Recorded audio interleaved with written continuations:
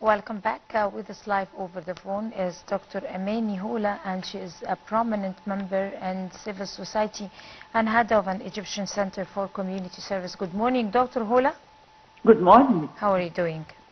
Fine. So again, repeating the very successful, powerful initiative We're All One that was inspired by His Excellency, the Head of State President Abdel Fattah Sisi, and according to his directives, extended its hands to all sectors of society and all the low-income brackets, in every and each governorate of Egypt, to alleviate the burdens of the hikes in prices, and also to be able to help them maintain a decent living.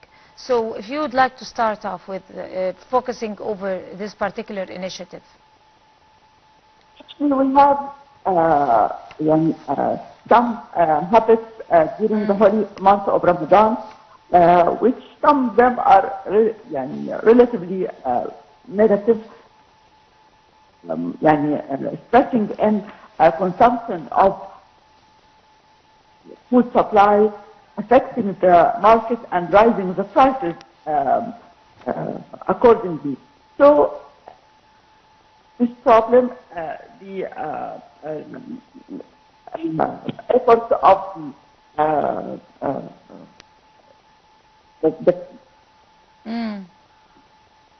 Right. Also, of course, the state Hello? is... Hello? Sorry. Are you still there, Dr. Houla? Yeah. Right. Of course, the governorate and the state is exerting its utmost effort to stand up to the monopoly and the greed of those business owners of groceries and agricultural products, and the hike of prices they impose over the decent and innocent citizens. Of course, they're taking their utmost measures. But at the same time, laws should be harshened and restricted over those who attempt to rob the citizens out of their pockets, defying the law, and also hiking the prices and taking advantage of any situation, the rise of the dollar, for example, the foreign currency and all those rumors, and attempting to hike the prices and rise the prices, and also creating a lot of chaos in that particular field. So from your own point of view, how could this be handled?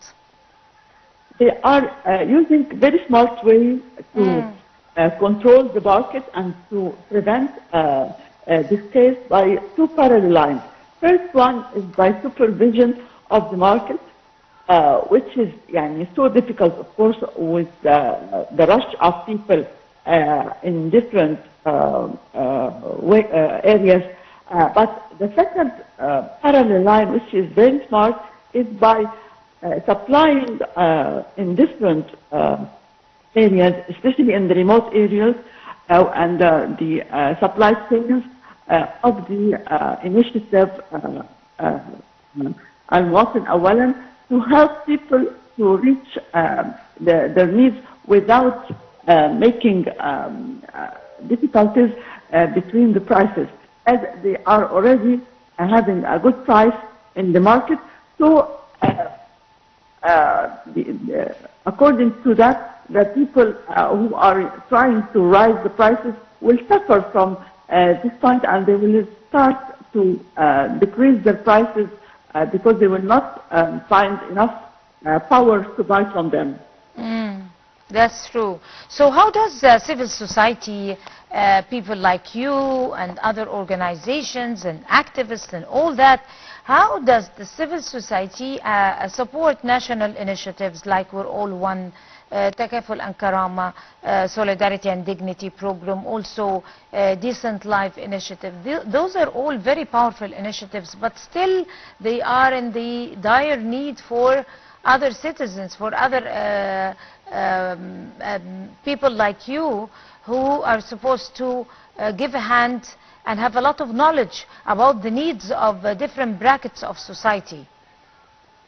Actually, we are having a big challenge of raising the awareness of people, how to, yeah, first point to help people to support themselves by minimizing the loss they are having by negative habits, like cooking a lot of food more than the needs of the family, which leads to having a big amount of loss, which is very negative for the environment and of course affecting the economy of the family. So we are trying to raise the awareness to make the ladies how to control their food supply, to get the best out of them. Also prevent people from being indulged by goods which are started to be raised by the owners of the markets, because when we are start to feel the prices are getting higher, we are rushing to buy more, which affects more the prices. So we have to make the citizens aware of how to fight against greedy traders who are trying to get some benefits from the season of Ramadan. Right. Of course, speaking about Ramadan, inshallah, and all the other festivities and occasions that require gatherings and preparing food, and of course there are good Samaritans who always provide food for the homeless people, for the low-income brackets, and stretch out their hands, but still the civil society is the core point, is the forefront and the backbone of any social project. Without civil society, of course, the government, it's taking its measures and everything and doing its homework, but at the same time, civil society has its plans and has its experience. So if you would like to talk to us about the role of civil society in attaining or providing a safe haven for low-income brackets. First, we have to filtrate, of course, with the coordination of the great efforts of the Ministry of Solidarity. We have to filtrate the more needy people and support them and prevent the intruders from using this great initiative to use them. Filtration and helping people who are more needy, and some of them, they have dignity and they are not able to ask because they don't know how, and they feel shy. So we are embedded in the society and knowing the people who are more in need, and try to get them the right instead of leaving them in ignorant of how to get the right. But this is one very important point.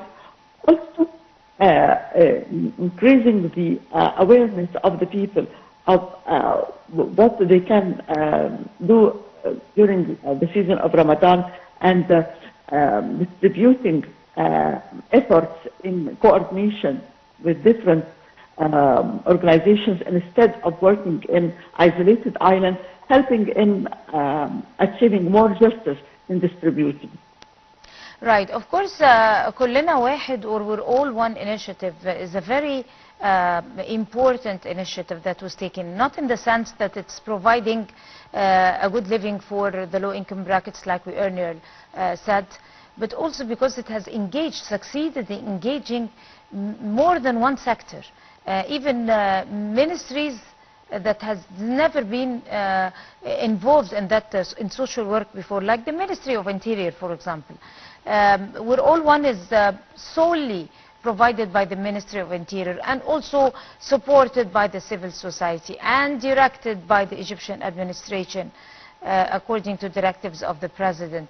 So it's a collaboration of very proud efforts by good people with good intentions and who are also faithful to the whole issue of helping the low-income brackets. If you like to elaborate. Of course, being in a harmony to achieve this goal is getting great results than more than working separately. And of course, Ministry of Interior actually achieving a great effort in this field, especially in the rural areas, which used to suffer from having less services, and they don't used to have markets actually, because they used to work in one day in a week only for trading their goods with different qualities.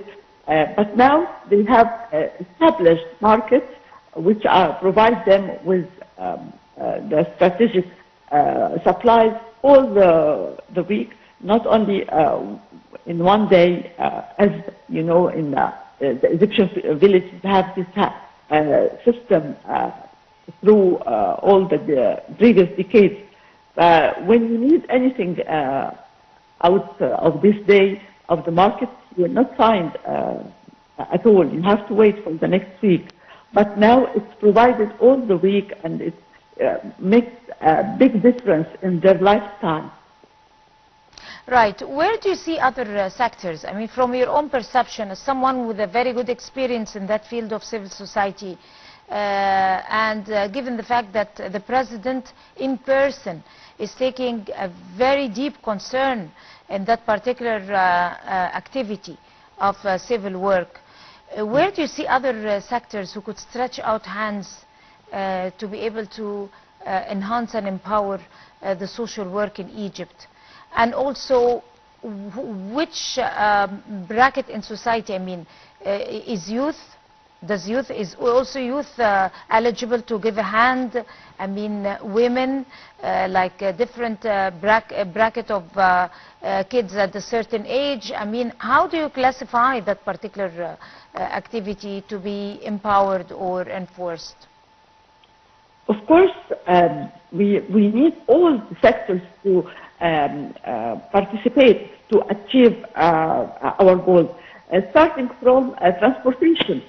With the great jump on the transportation system in Egypt, we are now easily can reach, starting from Halayb Shalatin up to Siwa, up to Marsa Matruh, all the governorates who used to suffer from lack of supplies due to difficulties of transportation, now are having great difference in transportation system.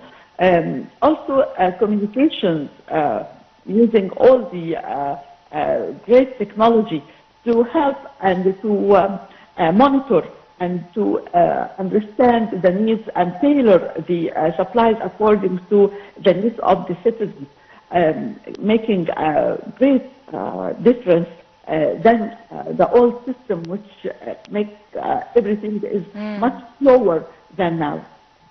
On that note, of course, Dr. Amany Houla, you are a leading figure in the civil society. Wishing you all the best with all your endeavors. Thank you so much for talking to us on The Breakfast Show. And by this, we come to the end of this edition of the show. Many thanks to all of you. Until we see you again tomorrow morning, that's a goodbye.